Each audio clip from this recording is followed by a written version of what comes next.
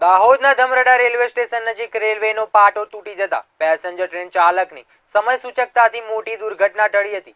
મોટી સંખ્યામાં પેસેન્જરોના જીવ બચ્યા હતા। આશરે 1 કલાક સુધી ટ્રેન વ્યવહાર ઠપ થઈ જવા પામ્યો હતો। દાહોદના ધામરડા રેલવે સ્ટેશન નજીક રેલવેનો પાટો તૂટી જતા પેસેન્જર ટ્રેન ચાલકની સમય સૂચકતાથી મોટી દુર્ઘટના ટળી। મોટી સંખ્યામાં પેસેન્જરના જીવ બચ્યા।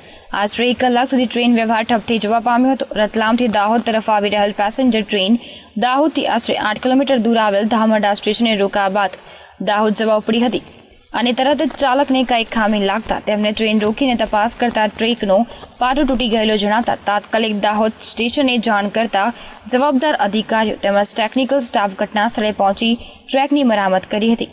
જો લોકલ ટ્રેનની જગ્યાએ કોઈ સુપરફાસ્ટ ટ્રેન હોત તો મોટી દુર્ઘટના થઈ હોત અને હજારો પેસેન્જરોએ જાન ગુમાવવાનો વારો આવ્યો હોત। ઉપરોક્ત ઘટનામાં ધામરડામાં સ્ટોપેજ હોવાથી ટ્રેન સ્પીડમાં નહોતી અને ટ્રેન ચાલકની સમય સૂચકતાથી મોટી સંખ્યામાં લોકોનો જીવ તો બચી ગયો, પણ રેલવે તંત્રની કેટલી મોટી નિષ્કાળજી છે તે સામે આવી રહી છે।